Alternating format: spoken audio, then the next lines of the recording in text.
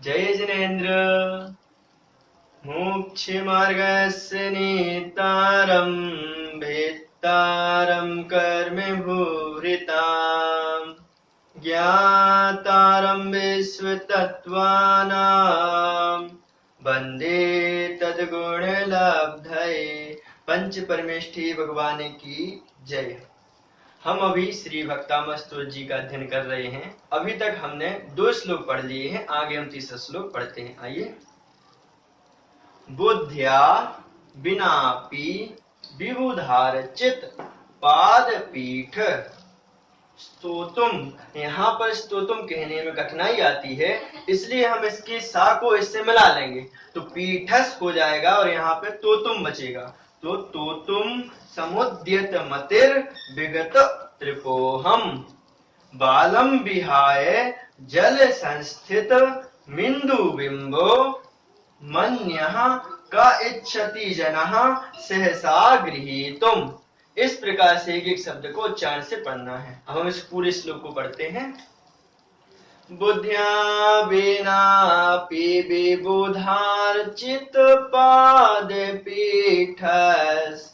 तोतुम समुद्यते मतिर्विगत त्रिपोहम् बालम विहाय जल संस्थित मिंदुबिंब मन्या का इच्छति जनः सहसा गृहीतुम। आइए संधि विच्छेद कहते हैं और एक एक शब्द का अर्थ पढ़ते हैं। बुद्ध्या विनापि विबुधार्चित पादपीठस्। विनापि, बिना अपि दीर्घ संधि, विबुध अर्चित यहाँ पर भी दीर्घ संधि।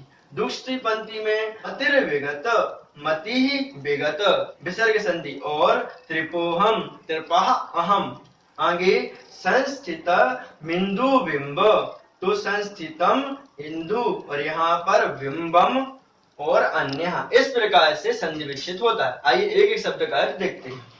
बुद्ध्या, बुद्धि के, बिना अपि बिना भी, विबुध अर्चित, विबुध अर्थात देव, अर्चित अर्थात पूजनीय है, पाद पीठा, पाद पीठ है, पाद अर्थात पैर और पीठ अर्थात पैरों के नीचे रखने वाली वस्तु अर्थात सिंहासन। सिंहासन है वो भगवान के नीचे रखा जाता है, इसलिए यहाँ पर उसका नाम दिया है पाद पीठ। तो पाद पीठ अर्थात सिंहासन।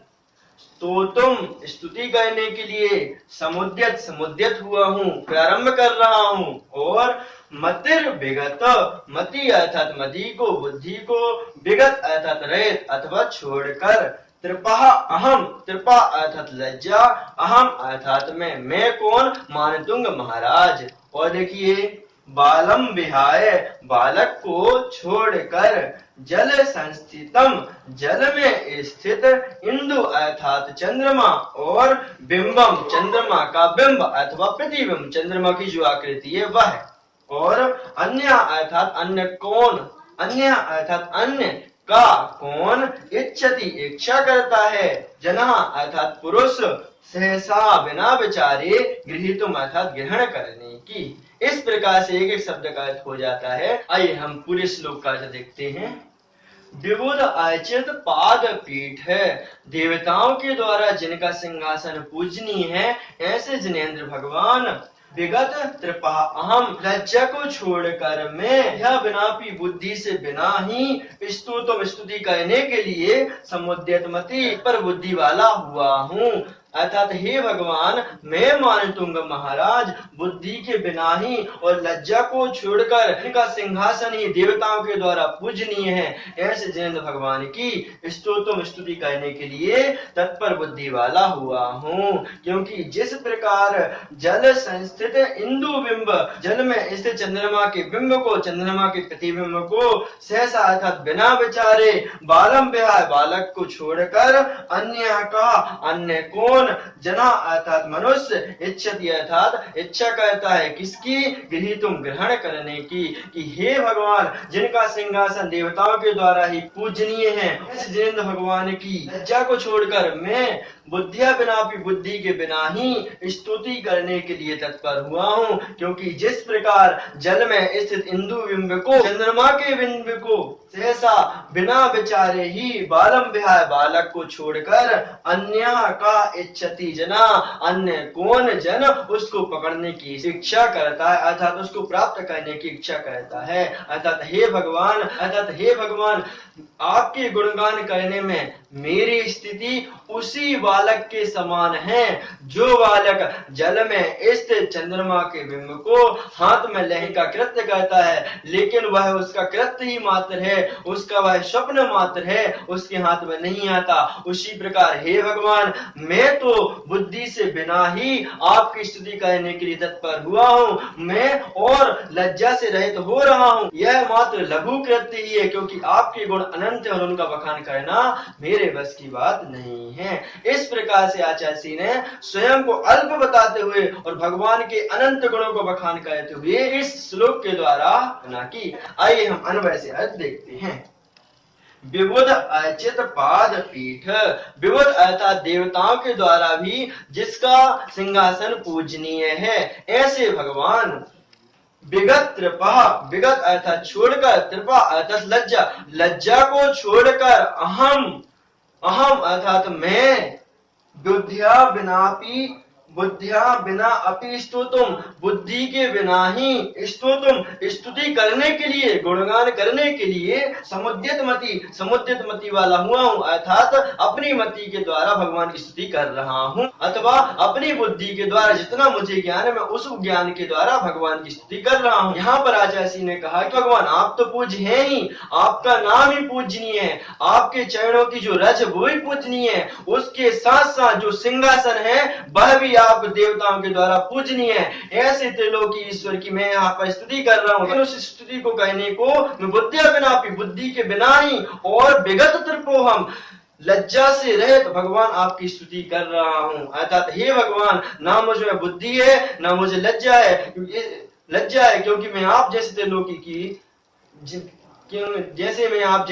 की स्तुति कर रहा हूँ। और आगे देखिए उदाहरण दे रहे हैं, जल संस्थित इंदु बिंब, जिस प्रकार जल में स्थित इंदु बिंब, इंदु अर्थात चंद्रमा का बिंब को, चंद्रमा के बिंब को सहसा गृहीतुम बिना विचारे ग्रहण करने के लिए बालम विहाय बच्चे को छोड़कर अन्य का जना इच्छति, अन्य कौन पुरुष उसको पकड़ने की इच्छा करता है। अर्थात हे भगवान जिस प्रकार चंद्रमा निकलता है, चंद्रमा का प्रतिबिंब नीचे जल पर दिखता है, बालक क्या करता है उस चंद्रमा को पकड़ने के लिए, उसको प्राप्त करने के लिए उसके पास जाता और हाथ में उठाता है। तो एक बालक वो नादान है, वो सहसा बिना विचारी इस कृत्य को करता है, क्योंकि चंद्रमा तो आसमान में है, उस चंद्रमा का प्रतिबिंब को देखकर वह जल में उस चंद्रमा को प्राप्त करने की कोशिश करता है। लेकिन हे भगवान वह बालक ही जैसा है, क्योंकि वह सहसा बिना विचारे इसकी कृत्य कर रहा है। इसी प्रकार हे भगवान आप जैसे त्रिलोकी की मैं स्तुति कैसे बालक के समान बिना बुद्धि वाला और लज्जा वाला महसूस करता हूँ। अर्थात हे भगवान आपकी स्तुति करना हमारे बस में नहीं है, क्योंकि आपका तो सिंहासन ही देवताओं के द्वारा पूजनीय है और आप तीनों लोगों के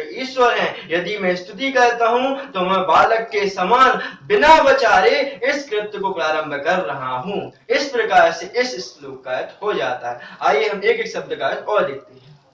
विबुध अर्थात देव, अर्चित पूजित है, पाद पीठ सिंहासन, विगत कृपा, विगत अर्थात रहित, कृपा अर्थात लज्जा, लज्जा से रहित, समुद्यत तत्पर हुआ हूँ, गृहीतुम ग्रहण करने के लिए, पकड़ने के लिए, विहाय छोड़कर, सहसा अर्थात बिना विचारे, इंदु बिंबम चंद्रमंडल और जल संस्थित, जल में प्रतिबिंबित अर्थात स्थित, कौन, अहम अर्थात मैं। इस प्रकार से आचार्य भगवंत कह रहे कि हे भगवान आपका सिंहासन तो देवताओं के द्वारा पूजनीय है, लेकिन मैं बिना बुद्धि के और लज्जा के कारण आपकी स्तुति करने के लिए वैसे ही तत्पर हो रहा हूँ जैसे एक नन्हा सा छोटा सा बालक बिना बुद्धि के सहसा ही बिना विचार किए एक चंद्रमा के बिंब जल में पकड़ने की इच्छा करता है। अर्थात मैं बालक के समान ही बिना विचारे कृत्य करने के लिए अल्प बुद्धि वाला हूँ। हे भगवान, आपके गुणों का बखान करना मेरे बस की बात नहीं है, फिर भी मैं बालक के समान आपके कुछ गुणों का बखान यहाँ पर कर रहा हूँ। इस प्रकार से आचार्य जी ने इस श्लोक में इस स्तोत्र की भूमिका बनाते हुए जिनेंद्र भगवान के गुणों का बखान किया है। आइए हम इसके बाद चौथा श्लोक देखेंगे। यहाँ पे हमने चौथे नंबर के श्लोक लिखा हुआ है। आइए हम इस श्लोक को पढ़ते हैं। वक्तुम गुणान गुण समुद्र शशांक कांतान कस्ते क्षमः सुरगुरु प्रतिमोपि बोध्या कल्पांत काल पवनोद्धत नक्र चक्रम को वा तरितु मलमंबु निधिम भुजाभ्याम। आइए संधि विच्छेद करते हैं। कस्ते कहा ते विसर्ग संधि, प्रतिमोपि प्रतिमा अपि और पवनोद्धत पवनः उद्धत, आगे तरितुम मल मंबु निधिम तरितुम अलम अंबु निधिम। इस प्रकार संधि हो जाती है। एक एक शब्द का अर्थ समझते हैं। वक्तुम कहने के लिए, बखान करने के लिए, गुणान द्वितीय का बहुवचन गुणों को, गुण समुद्र गुण के जो समुद्र हैं, यह जिनेंद्र भगवान का विशेषण है गुण समुद्र, और शशांक अर्थात चंद्रमा की, कांतान अर्थात कांति वाले, कहा कौन, ते आपके, क्षमा समर्थ है, सुर गुरु सुर अर्थात देवता, देवताओं का जो गुरु है ऐसा बृहस्पति, तो सुर गुरु अर्थात बृहस्पति, प्रतिमा अर्थात के समान, अपि भी, बुद्धिया अर्थात बुद्धि से, कल्पांत काल, कल्पांत प्रलय काल अर्थात काल, तो प्रलय काल, पवन उद्धत, पवन अर्थात वायु, उद्धत अर्थात उठती हुई अथवा कुपित होती हुई अथवा प्रचंड, तो प्रचंड वायु, और नक्र अर्थात मगरमच्छ, चक्रम अर्थात समूह, और को वा कौन अथवा तरितुम तैरने में, अमर अर्थात पर्याप्त है अथवा समर्थ है, अंबु निधिम, अंबु होता है जल और अंबु की जिसमें निधि है ऐसा समुद्र, यह समुद्र का विशेषण है, सागर का विशेषण है। तो अंबु निधिम अर्थात सागर को, समुद्र को, भुजाभ्याम भुजाओं से, हाथों से। ठीक है, यह तो एक एक शब्द का अर्थ हो जाता है। अब हम पूरे श्लोक का अर्थ देखते हैं। आइए। गुण समुद्र, हे गुणों के सागर, भगवान श्री को संबोधन कर रहे हैं। यहाँ पर संबोधन वाचक चिन्ह लगा है। हे गुणों के सागर, ते अर्थात आपके, शशांक कांतान चंद्रमा के समान कांति वाले, गुणान अर्थात गुणों को, और वक्तुम अर्थात कहने के लिए, बुद्धिया बुद्धि वाला, कौन सी बुद्धि वाला, सुर गुरु प्रतिमा, सुर गुरु अर्थात बृहस्पति के समान बुद्धि वाला भी, अपि अर्थात भी, तो सुर गुरु के समान बुद्धि वाला भी पुरुष, कहा कौन पुरुष, क्षमा क्षमा अर्थात समर्थ है।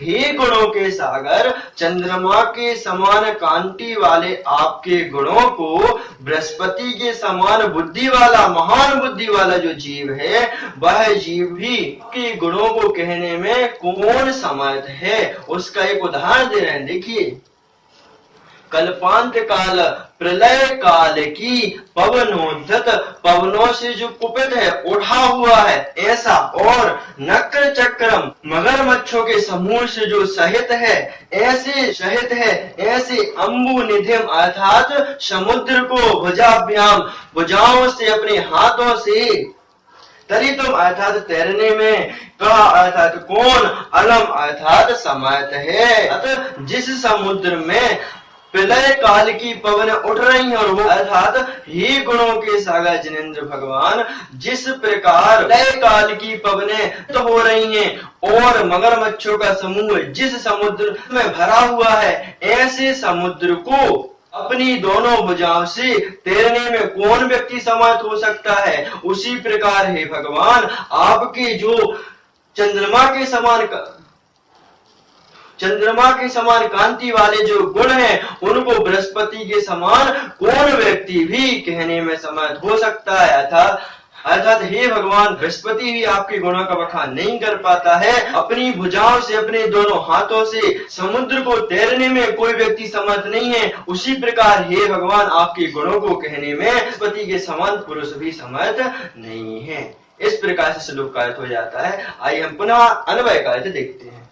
गुण समुद्र गुणों के सागर ते आपके शशांक कांतान, चंद्रमा के समान कांति वाले गुणों को कहने में बुद्धिया, बुद्धि से, सुर गुरु प्रतिमा, सुर गुरु के समान, बृहस्पति के समान भी कहा कौन व्यक्ति क्षमा समर्थ अस्ति है। बृहस्पति के समान कौन व्यक्ति समर्थ है। जिस प्रकार से कल्पांत काल पवनोदत, लय काल की प्रचंड वायु के जो समुद्र कुपित हो रहा है, जो समुद्र अपनी पवनों को, अपनी लहरों को उठा रहा है और जिसमें नक्र चक्रम मगरमच्छों का समूह भरा पड़ा है, ऐसे अम्बु निधिम समुद्र को भुजाभ्याम, भुजाओं से, हाथों तरी तुम कहा अलम अस्ति, तैरने के लिए कौन पुरुष समर्थ है। इस प्रकार से श्लोक का अर्थ हो जाता है। आइए हम एक शब्द का अर्थ और देखते हैं। शशांक चंद्रमा, वक्तुम कहने के लिए, सुर गुरु बृहस्पति, प्रतिमा समान, शमः समर्थ है, कल्पांत काल प्रलय काल, पवन वायु, उद्दत प्रचंड, नक्र मगरमच्छ, चक्रम अर्थात समूह, हम बोलते ना सिद्ध चक्र विधान, तो सिद्ध अर्थात सिद्ध भगवान, चक्र अर्थात उनका समूह, चक्र शब्द का अर्थ होता है समूह। इसी प्रकार यहाँ पर दिया है चक्रम अर्थात समूह, अम्बु निधिम समुद्र, अम्बु की जो निधि है ऐसा समुद्र, अलम अर्थात समर्थ है, भुजाभ्याम अर्थात भुजाओं से। अर्थात हे भगवान आप तो गुणों के सागर हैं, आपके जो गुण हैं वह चंद्रमा की कांति के समान है, जिनको बृहस्पति के समान महान बुद्धि वाला व्यक्ति भी कहने में समर्थ नहीं हो पा रहा है। जिस प्रकार एक प्रलय काल की पवनों से जो कुपित है, भरा पड़ा है, ऐसे और जिसमें मगरमच्छों का समूह भरा पड़ा है, ऐसे समुद्र को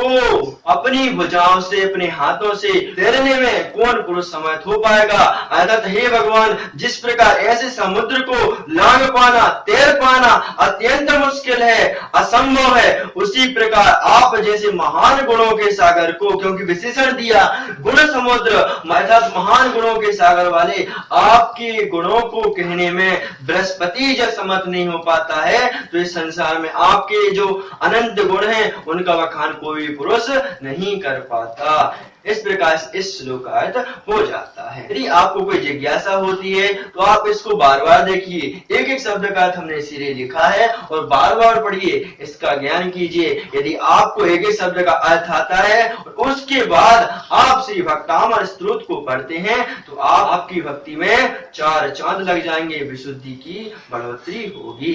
ठीक है, आज की क्लास के लिए इतना ही, हम आगे और पढ़ेंगे। जय जिनेंद्र।